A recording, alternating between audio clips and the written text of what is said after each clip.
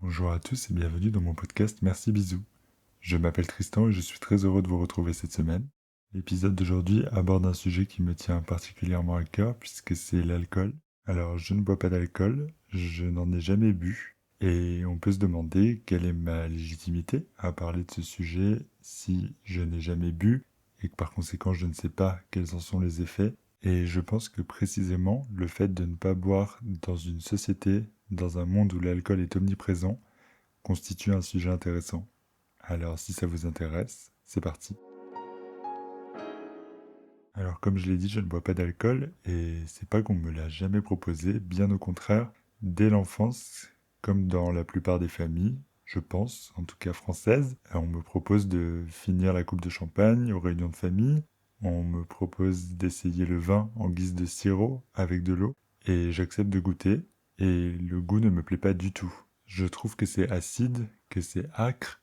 Et honnêtement, je comprends pas du tout pourquoi on me propose ça. Je me questionne même, je me dis, mais est-ce on cherche à se moquer de moi? C'est pour voir ma réaction, parce que je vois que les personnes sourient en me proposant, donc je me questionne vraiment. Mais d'un autre côté, je vois que les adultes et même des personnes autour de mon âge ont l'air d'aimer, ce qui me fait me questionner encore plus. Après, je me dis que tous les goûts sont dans la nature, mais quand même, je suis le seul qui semble ne pas aimer, ne pas apprécier, et on finit par me dire, bon, bah, c'est normal, t'inquiète pas, ça viendra. Ce dont je viens de parler, c'est la première phase selon moi, c'est là où on se force et on est poussé par la société et par l'entourage, familial notamment. Cependant, l'alcool, c'est bien la seule drogue où on pousse les autres à consommer. Par exemple, tout le monde va dire ne fume pas, ne prends pas de drogue dure, de cocaïne, etc.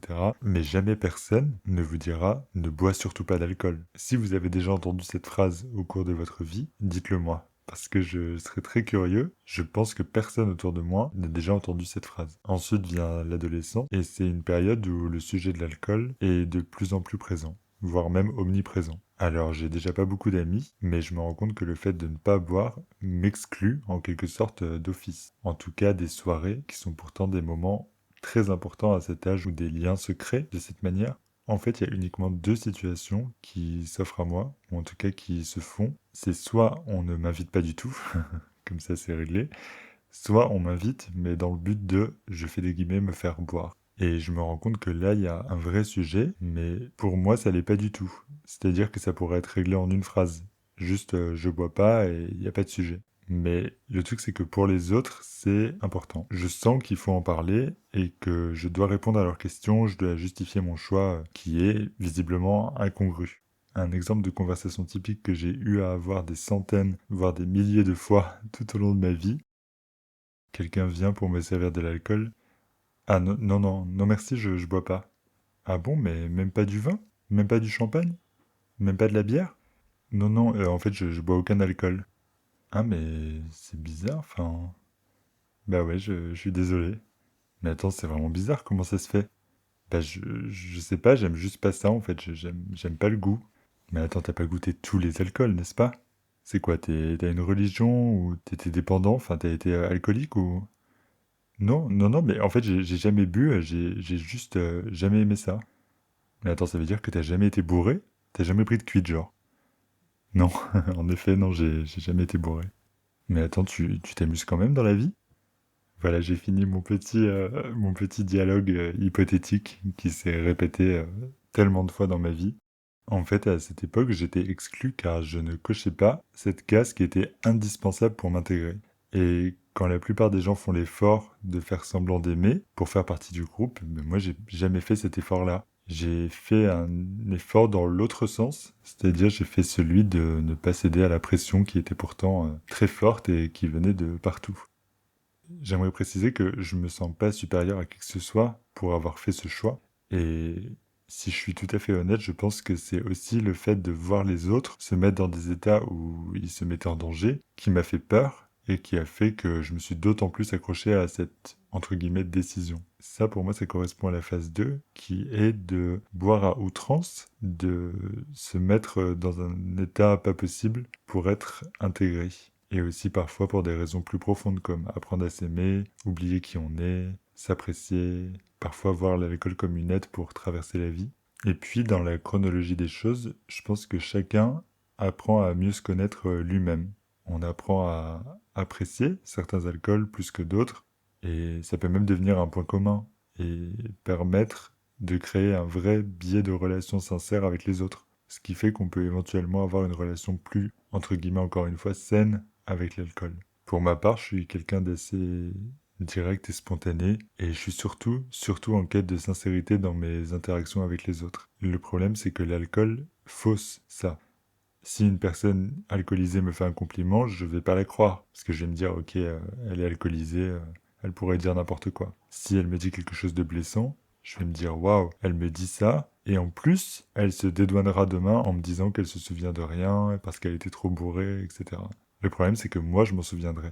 Je me rends compte qu'au fur et à mesure, l'alcool a créé une barrière entre les autres et moi, et c'est une barrière que j'ai sans doute montée moi-même, hein, mais qui est probablement là pour me protéger. Quand je m'aperçois que la personne en face de moi est ivre, j'ai l'impression, et c'est quelque chose que je contrôle absolument pas, j'ai l'impression de perdre quasiment instantanément toute sensibilité et empathie envers cette personne. Alors que pour autant, je suis quelqu'un de sensible et d'empathique. Mais là, vraiment, je me sens devenir complètement insensible, comme si une armure de protection se formait soudainement tout autour de moi pour me rendre inatteignable, intouchable et impossible à blesser. Ça me laisse penser que là où l'alcool permet un contact plus simple chez la plupart des gens, chez moi, ça l'empêche complètement. Parce que je pense que j'ai compris que les relations avec beaucoup d'alcool, ça apporte des fausses relations, en fait. La seule chose que ça puisse m'apporter, c'est du négatif et je suis pas intéressé par ça. C'est là qu'intervient la phase numéro 3 pour moi. C'est celle où on apprend à bien consommer de façon plus safe et cette fois uniquement par goût et par plaisir. En ce qui me concerne, j'ai trouvé d'autres biais pour me lier aux autres, des choses qui font partie intégrante de nos identités et ce qui fait que nos liens reposent sur des bases solides. J'ai une amie qui m'est très chère qui m'a raconté qu'une fois qu'elle a cessé de boire, donc elle s'est rendue compte, elle a eu le recul nécessaire pour se rendre compte que le schéma dans lequel elle était posait problème, et elle s'est rendue compte qu'elle avait rien à dire à ses potes de soirée si ils avaient pas un coup dans le nez. Et avec le recul, je trouve ça triste et ça me confirme ma théorie sur les faux liens, en tout cas sur des liens qui sont biaisés et qui reposent sur un socle fragile et qui peut vite s'effondrer et nous emporter avec lui. Donc pour moi, ce cheminement avec l'alcool, c'est vraiment, je le vois vraiment comme un chemin semé d'embûches et pour quelques personnes qui s'en sortent, combien sombre et surtout combien sombre sans s'en rendre compte.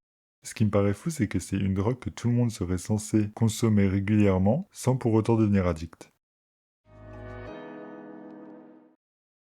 Alors la société évolue, lentement, mais sûrement. Et puis moi, j'ai grandi aussi de mon côté. Désormais, on présume toujours que je bois, mais la différence c'est qu'on me questionne plus systématiquement sur le pourquoi du comment. Il y a néanmoins certaines situations qui persistent, comme lorsque je dis je bois pas, c'est souvent pris comme un jugement, comme si je disais à la personne en face tu bois trop. Et c'est difficile à comprendre pour moi, mais c'est une réaction que je constate quasi systématiquement. D'ailleurs, j'ai un autre exemple qui fonctionne aussi avec je suis végétarien. Et on me répond quasi systématiquement, mais moi je mange beaucoup moins de viande, alors que j'ai rien demandé à la personne. C'est comme si j'avais un effet miroir sur l'autre, mais malgré moi. D'autre part, j'ai aussi remarqué ça avec une personne de ma famille qui, à un moment de vie, s'est rendu compte que l'alcool détruisait tout ce qu'il avait construit et qui a eu le recul, l'intelligence, le courage d'arrêter de boire. Et donc il est désormais abstinent et des personnes de ma famille continuent de lui proposer de boire en lui disant mais tu veux même pas une petite coupette ou la bière c'est pas de l'alcool ou ce genre de phrases qu'on a déjà à mon avis tous déjà entendues. En fait des personnes essayent de le convaincre lui comme on essaie de me convaincre moi. Sauf que c'est beaucoup plus grave dans son cas puisque c'est étant donné ce qu'il a déjà dû vivre et traverser, je vois une similitude comme si lui comme moi il fallait qu'on boive pour rassurer les autres sur leur propre consommation. Et même si la majorité des personnes présentes boit, c'est pas suffisant. En fait, l'alcool, ça engendre exactement les mêmes effets que les autres drogues. En tout cas au début, c'est-à-dire un sentiment de confiance, de puissance. Ben, on se sent intégré, on a peut-être une euphorie, ça fait disparaître le stress, l'anxiété, etc. Mais la grande différence selon moi entre l'addiction à l'alcool et les autres formes d'addiction, c'est que l'addiction à l'alcool est bien plus insidieuse, dans le sens où l'alcool est totalement intégré, voire même, j'ose le dire, glorifié dans notre société. Et c'est pas la phrase «l'alcool est dangereux pour la santé» qui change quoi que ce soit. Dans l'imaginaire commun, Une personne alcoolique, c'est un poivreau. Enfin, c'est une personne SDF qui vit dans la rue, qui est sale et qui boit pour oublier sa situation. Mais il y a plein de formes d'alcoolisme différents. Par exemple, l'alcool mondain. L'ami dont je parlais tout à l'heure m'a raconté que dans certaines sociétés, certains hommes invitent des femmes à boire des pots et leur font boire de l'alcool pour vérifier si elles sont pas enceintes. Et si ces femmes ne boivent pas d'alcool, les dossiers leur sont retirés le lendemain.